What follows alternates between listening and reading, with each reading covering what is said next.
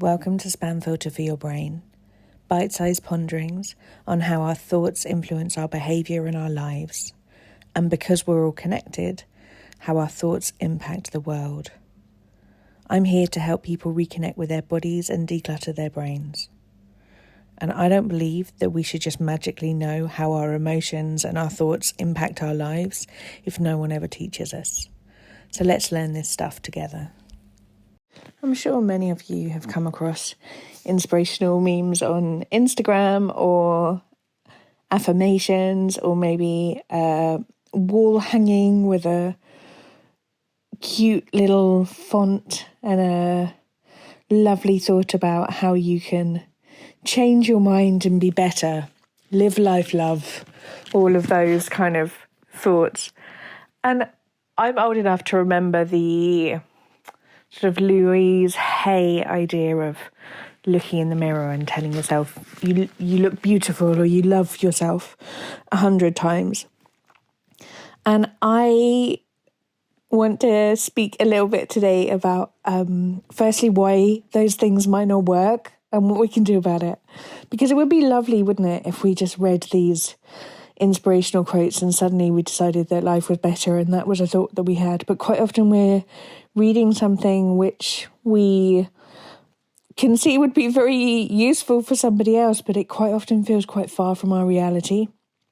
And the reason I believe why sort of saying these super confident affirmations in the mirror doesn't enhance or improve our lives very much is because we don't believe them, and they feel such a stretch for us that we have no emotional connection to them at all.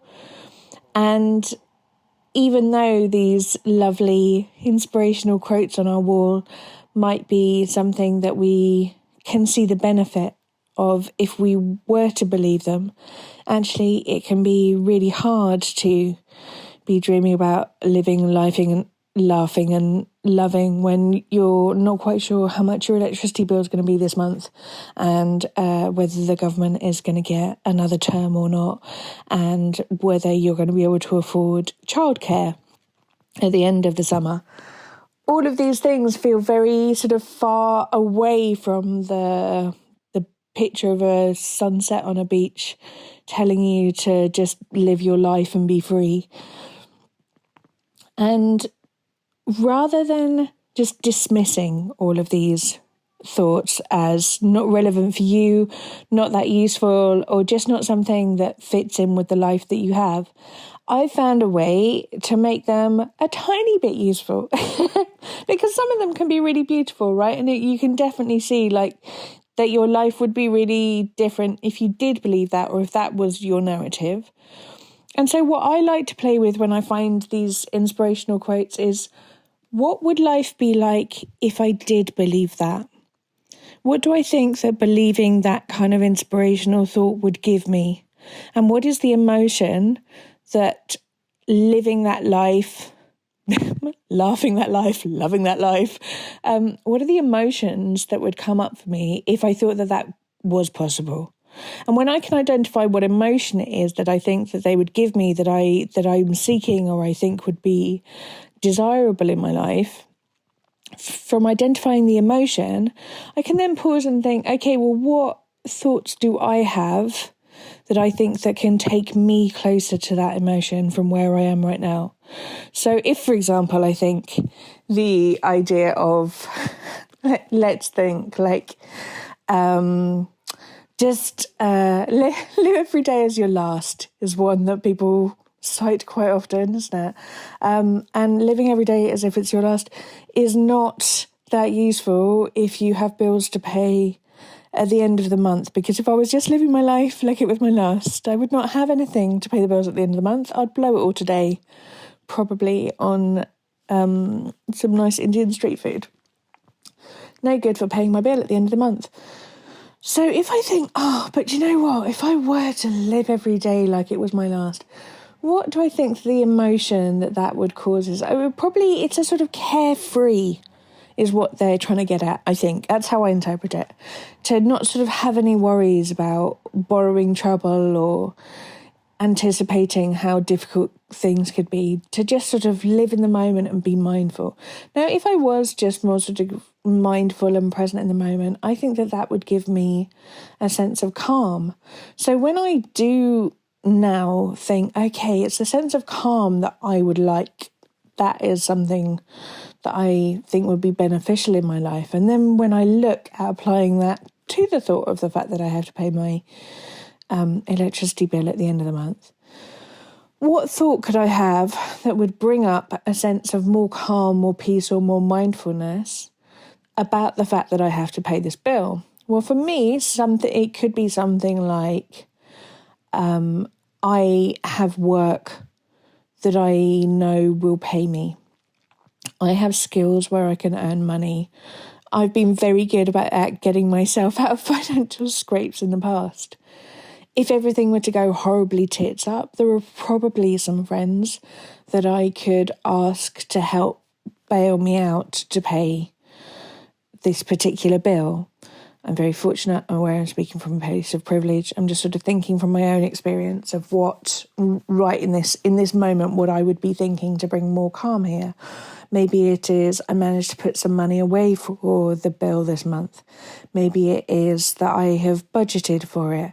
Maybe it is that I know that I will be paid a week before the bill comes in. Maybe it is that I know that I could go to the Citizens Advice Bureau and see if they could help me work out some ways that I could get some support to try and be able to pay the bills. All of these thoughts take me more closer to a level of mindfulness, calm and peace where live every day as you last doesn't.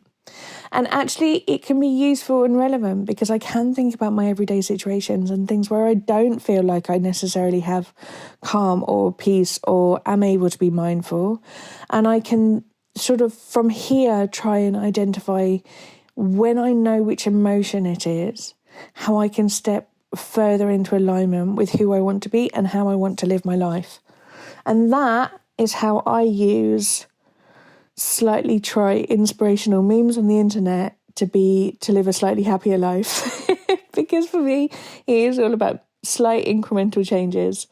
It is when we want to just read these things or live someone else's story and someone else's, fabulous dancing on a beach lifestyle, that we can feel like there is little connection to where we are now. But when we can identify our own emotions, our own values, and our own thought patterns, we can actually use them to become more of ourselves where we are right now. I hope that's been useful for you. Live life, love, laugh, live it, love it, laugh it up this week. And hopefully I'll see you next week. If you're enjoying what you're hearing on the podcast here, I would love to invite you to Self-Care School. Self-Care School is a membership site where we have group coaching calls every week. We have a whole load of courses that you can dip into for whatever suits your needs. We have courses on confidence, body image, timekeeping, how to manage big emotions, overwhelm, loads and loads of stuff in there. You can kind of pick out whatever you want to work on. There is a big library of workbooks, which includes journal prompts and questions for you to be able to apply this work to your own life. And we have the most amazing community where people support each other. We learn from each other, and you get to work alongside people with quite often very different life situations to your own, and we learn so much together in community. If you would like some more of this, please do hop over to selfcareschool.co.uk.